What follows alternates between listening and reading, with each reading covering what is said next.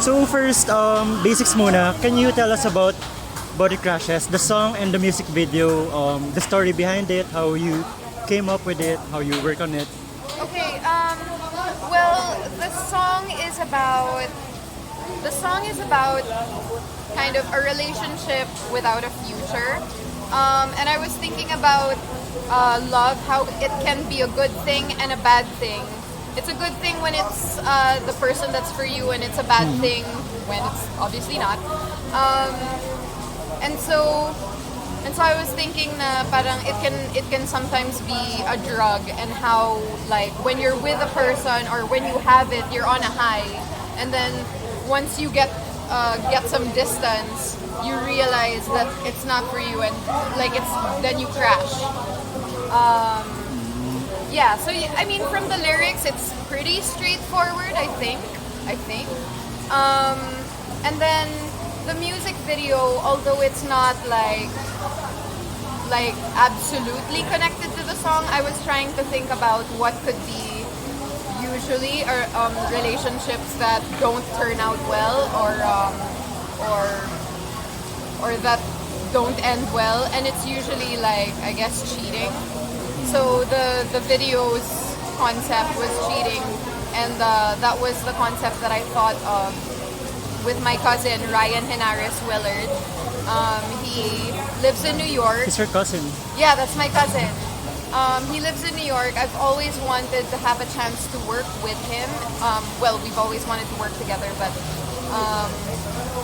obviously he's in New York. I'm in the Philippines. The opportunity never came up. And since I was there for 6 months studying improv comedy, he was like, let's shoot something here. I said, I actually have a music video that I need to start shooting. Do you want to direct it? And then we, that same night, conceptualized what would be the topic of the music video. I let him listen to the song, and I told him that it needs to be a relationship that doesn't work out, and what should it be about? And then I guess just because I didn't want it to be like a stereotypical, of course you're gonna make the guy a cheater or whatever, I was like, let's find a way that I'm the bad guy. So that's pretty much how we put it together.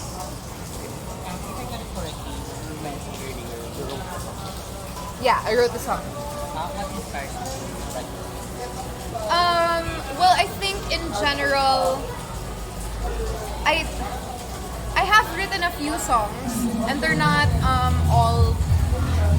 all out, because for a long time I've been very ashamed of, I guess, my feelings and stuff like that. But most of them, I found it's a lot easier to write when yeah, band life, music life. That's what I'm talking about. F-bombs everywhere. Okay, anyway. As I was saying. Right, so I found that it's a lot easier to write when you're sad about something and upset about something. I find it very difficult to write about happy things because I'm too busy being happy. So I have no time to sit alone and write my feelings. Which is sad. But I do have happy songs coming out soon. So I think you're gonna find that a lot of my songs will probably be the negative side of love, because I find love to be like a really inspiring, strong feeling. Yeah, I think it inspires everything. Whenever I have a character, even, I always connect every emotion. Like even when I'm like anger, like if I'm trying to feel angry at a certain point, I always hook it to someone hurting someone that I love, or something like that. I think like love is the root of all of the other emotions. So are you planning to like make an album revolving around that concept or theme, or have you thought about it?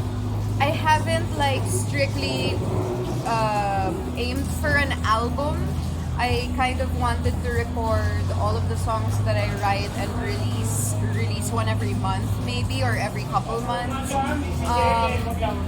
A more realistic hope for now would probably be an EP, not a full album. But I mean, I'll eventually have enough songs to fill that up.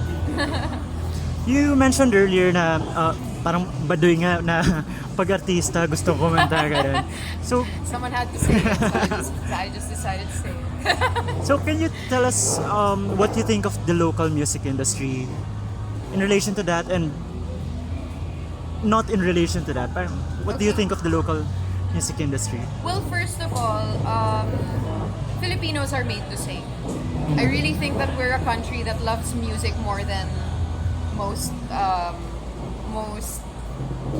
what's this cultures. Nationalities. Yeah. Everyone here can sing. Sometimes the people in the audience sing better than the people on stage. I've seen it many times where you're like, oh, kayo naman! Oh no. Where people are just so talented in that way. And I think for a long time, we weren't able to express ourselves through songs because the only thing that was selling was remake after remake after remake, which is so, the last time that like music was on a high was when I was in high school and there was Up Dharma Down, Urban Dub, Yeah. Bamboo, and you could, The band like explosion. everyone celebrated them, and then it went down and there was no one releasing original music. And then recently, it just happened all over again. And it wasn't from big record companies. These were people that knew that someone out there could connect, and indie artists were releasing all of these songs on the internet. Thank God for the internet. And they got millions and millions and millions of views until everyone noticed, hey, music is on a high again. We should probably allow everyone to write their own music. And now you can see that so much original music is coming out, and it's very inspiring even for someone like me that is very new to the music scene. I grew up in that age where I said music was being celebrated, and like I had always wanted to sing but never got the chance, and if I did, it was because someone had to write something for me, or there was some kind of marketing thing to be done, or a paycheck to be made, or something like that. So it's nice to finally do it just to express. Parang ganun. When did you start, or when did you discover that, well, I want to write a song, I want to produce it, and I want to sing?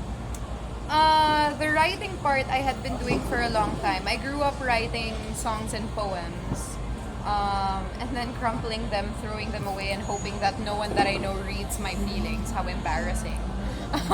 Pero sayang. Well, hindi ko na sila maalala, so too bad. I have to write more. Buti na lang, who knows? Sometimes you think, oh, it's so good, and then you read it 2 years later, you're like, what was I thinking? Yeah, and then the producing and singing part, siguro the singing I've just been doing secret. I sing all the time, to be honest. I sing in the shower, I sing in the supermarket, and whatever. In the car. It's just, or I sing when I have to promote. Yeah. You know what I mean? When I or once in a while when I go on the Sunday shows, I get to sing, and it's fun for me because you perform, but I think it's different.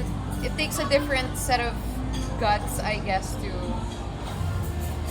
put something that you've written, because then everyone has the freedom to say you write bad, or you know what I mean, or Everybody's your a feelings critic. are weird, or anything. Everyone is a critic now.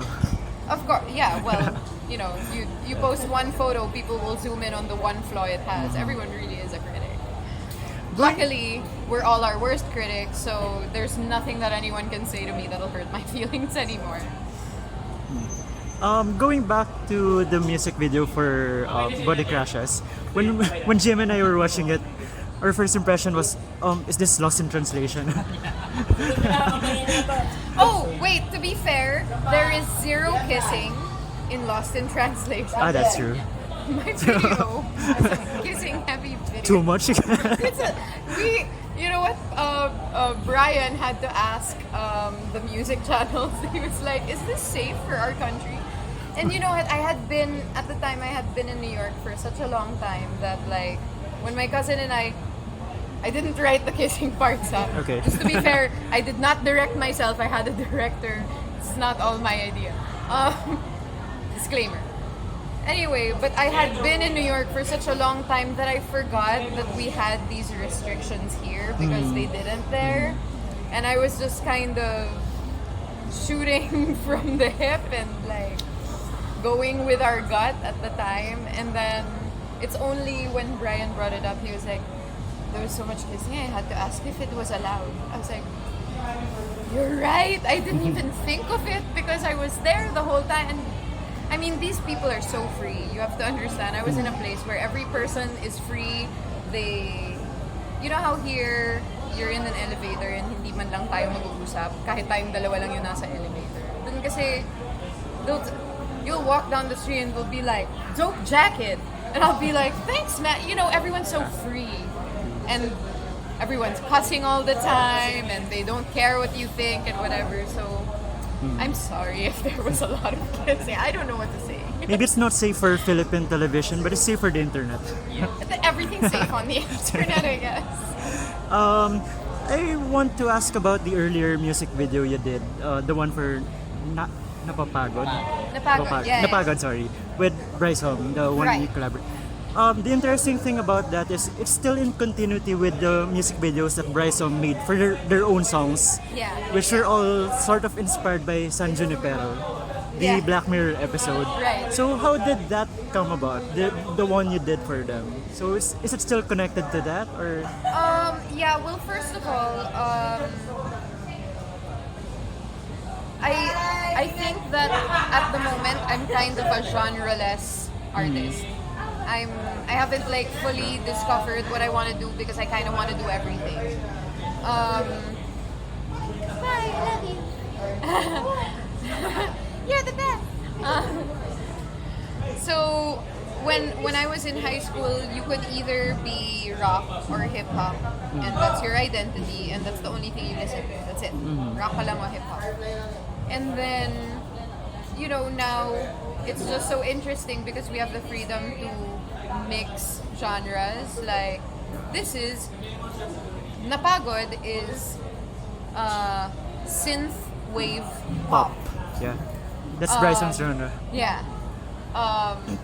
While Body Crashes it's a little bit of techno, but depends how you play it. It can be rock. It's definitely pop for sure. But it's always a mix now. Everything's fusion. I've actually read that Body Crashes described as electro R&B. Oh yeah, there is actually a lot of R&B in the bridge of the song. Like the bridge is done in very R&B style. So that's the thing because I'm still discovering myself. I don't have a genre that's mine. You know what I mean? I love them all. And at the time that I was doing Napagod, I had just finished watching Stranger Things. Which was very 80s, and I wanted it to be all about that. Which was perfect because that's Brysom's sound. And then That's true. for the music video, it was very San Junipero. San Junipero, which I did get to watch with the lighting and everything. The, You know, the what I mean? bisexual lighting. Yeah. Me naman, because I mean, how I felt during that time is I didn't want to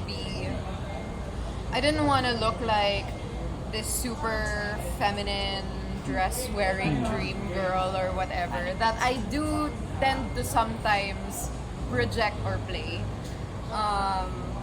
This was me being wasted in a bar alone. Like, obviously I'm like the only person there. You know what I mean?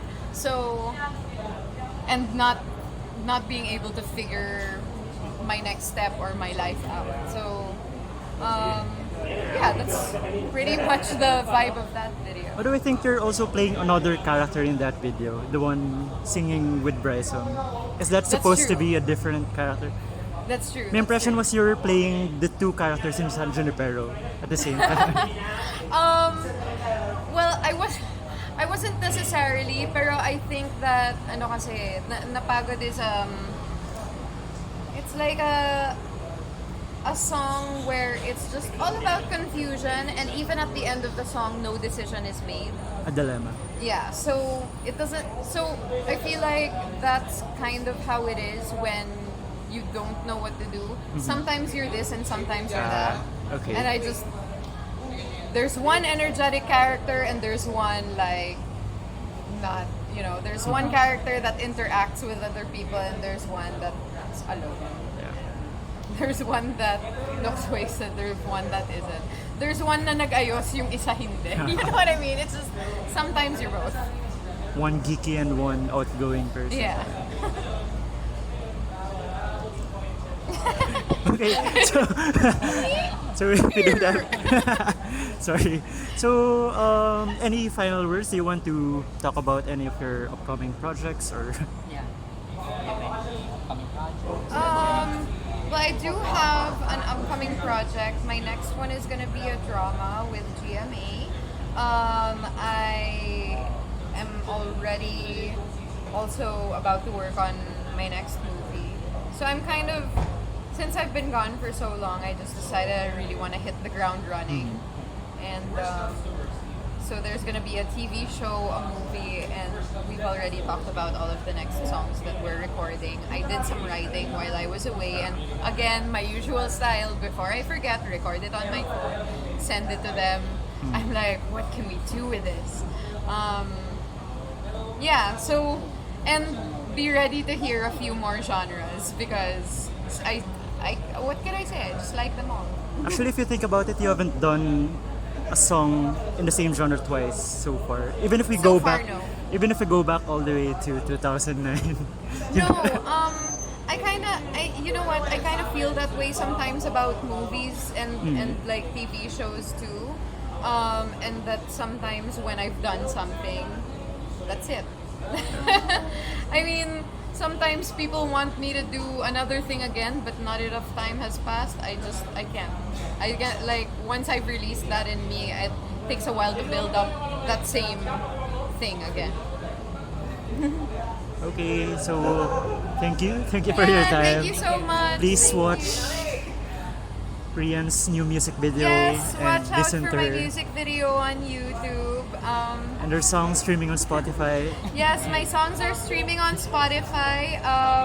My name on Spotify is not Rhian Ramos, it's just Rhian. And on YouTube, I am Rhian Ramos, and you can find all of my music videos there. In case it doesn't make it to TV. And also Brisom stuff. Oh yeah, of course. They have a very nice. I'm so grateful to this band for everything that they have taught me and every feeling that they encourage in me. So please watch out for Brisom's new single, which is Hangad with Keiko Necesario. Amazing song. And if you ever get a chance to watch them in a gig, do it because they're amazing live as well. With an amazing music video, very Wong Kar-wai-ish. Oh yes. Great music video. All right, thank you very much. Third World Cinema Club.